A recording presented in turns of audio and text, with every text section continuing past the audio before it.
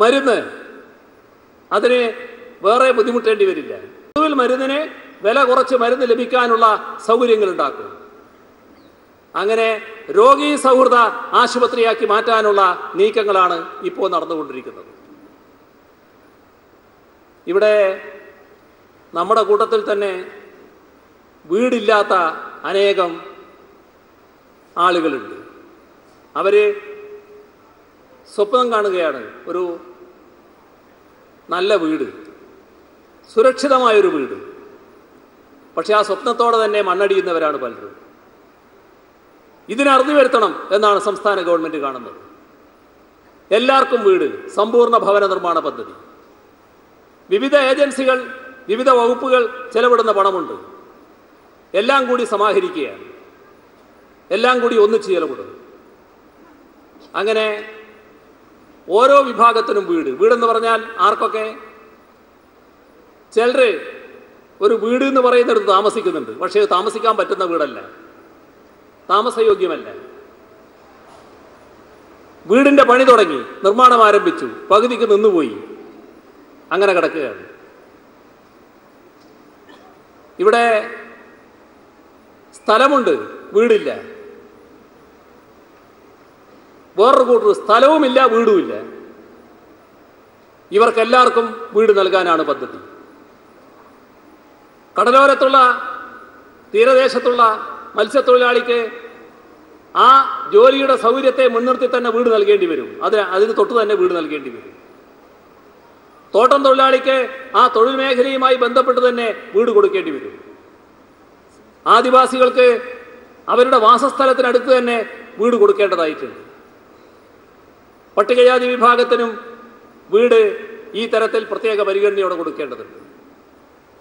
നമ്മുടെ സമൂഹത്തിൽ ഒട്ടേറെ പ്രയാസങ്ങൾ അനുഭവിക്കുന്ന കുടുംബങ്ങളുണ്ട്. മുൻഗണനാക്രമത്തിൽ ആ കാര്യങ്ങളെല്ലാം നമുക്ക് നിശ്ചയിക്കാനാവും. എല്ലാവർക്കും വീട് നൽകുക എന്നാണ് ഉദ്ദേശിക്കുന്നത്. സ്ഥലവും വീടുമില്ലാത്തവർക്ക് വീട് നൽകുമ്പോൾ അതൊരു ഭവന സമുച്ചയം എന്ന നിലക്ക് കെട്ടിപ്പൊക്കാനാണ് സർക്കാർ ഉദ്ദേശിക്കുന്നത്. അങ്ങനെ കെട്ടിപ്പൊക്കുമ്പോൾ വീട് മാത്രമല്ല നൽകുക.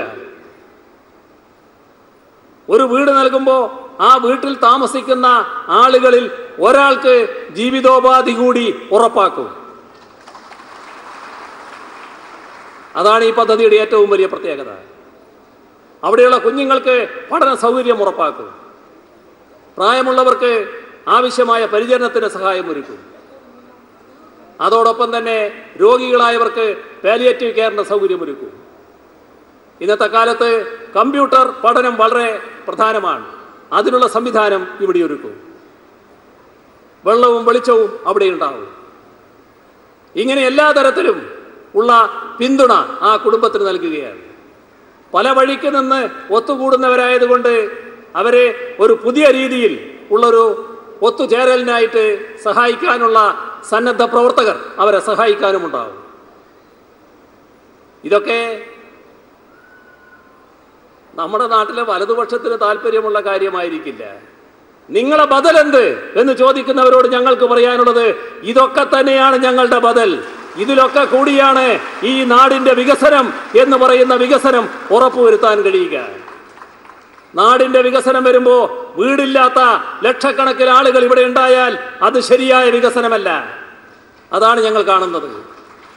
വികസനം ഉറപ്പുവരുത്തുമ്പോൾ ശരിയായ രീതിയിൽ പഠന രീതികൾക്ക് പിന്തുണ കിട്ടാത്ത കുട്ടികൾ ഇവിടെ ഉണ്ടാകുന്നത് ശരിയായ വികസനമല്ല എന്നാണ് ഞങ്ങൾ കാണുന്നത്.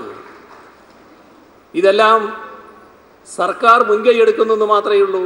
സർക്കാരിൻ്റേതായൊരു കേവലമായ സർക്കാരിൻ്റേത് മാത്രമായൊരു പദ്ധതിയല്ല ഇത്. ഈ പദ്ധതികളെല്ലാം തദ്ദേശഭരണ സ്ഥാപനങ്ങൾ മുഖേനയാണ് നടപ്പാക്കുന്നത്. എന്നാൽ തദ്ദേശഭരണ സ്ഥാപനങ്ങളുടെ മാത്രമായൊരു പദ്ധതിയുമല്ല ഇത്. ഇത് ഈ നാടിൻ്റെ പദ്ധതിയാണ്. നമ്മുടെ നല്ല നാളേക്ക് വേണ്ടിയുള്ള പദ്ധതിയാണ്. ഇന്ന് നാം ഈ മണ്ണിൽ ജീവിക്കുന്നു. നാം നാളെ ഈ നാടിനെ എന്തു ചെയ്യുന്നു എന്താണ് പ്രശ്നം. അതിനു വേണ്ടിയുള്ളതാണ് ഈ പദ്ധതി. ഇതിൽ കക്ഷി രാഷ്ട്രീയ വ്യത്യാസമോ ജാതി മതഭേദ ചിന്തയോ ഒന്നും വേണ്ടതില്ല. എല്ലാവരും ഇതുമായി സഹകരിക്കുകയാണ് വേണ്ടത്. ഇതാണ് ഈ സർക്കാരിൻ്റെ ലക്ഷ്യം. ഞങ്ങളെ ആക്രമിക്കുന്നവരുണ്ടാവും, വിമർശിക്കുന്നവരുണ്ടാവും. അവരാ വഴിക്ക് പോവുക എന്നുള്ളത് മാത്രമേ ഉള്ളൂ. അതൊന്നും ഞങ്ങളെ ബാധിക്കുന്ന കാര്യമല്ല. ഞങ്ങളെ ബാധിക്കുന്ന കാര്യം ഈ നാടിന്റെ പ്രശ്നങ്ങളാണ്. ഈ നാടിന്റെ പ്രശ്നങ്ങൾ പരിഹരിക്കുന്നതിന് ചുമതലയേറ്റവരാണ് ഞങ്ങൾ. ആത്മധൈര്യത്തോടെ ഞങ്ങൾക്ക് പറയാൻ കഴിയും, ആ ചുമതല ഞങ്ങൾ നിറവേറ്റുക തന്നെ ചെയ്യും. ഇപ്പോ 1 വർഷമേ ആയുള്ളൂ, ബാക്കി കാര്യങ്ങൾ പിന്നാലെ വരുന്നുണ്ട്. ഒന്നേ നിങ്ങളോടെല്ലാവരോടുമായി, ഈ കേരളത്തിലെ ജനങ്ങളോടായി, ലോകത്താകെയുള്ള മലയാളികളോടായി ഈ സർക്കാരിന് വേണ്ടി എനിക്ക് അഭ്യർത്ഥിക്കാനുള്ളൂ. അത് ഇത്തരം കാര്യങ്ങൾക്കെല്ലാം നിങ്ങളുടെ സഹായവും സഹകരണവും പിന്തുണയും ഉണ്ടാവണം എന്ന് മാത്രമാണ്. ഈ പരിപാടി ഉദ്ഘാടനം ചെയ്ത് അറിയിച്ചുകൊണ്ട് അവസാനിപ്പിക്കുന്നു. നിങ്ങൾക്ക് എൻ്റെ അഭിവാദ്യങ്ങൾ.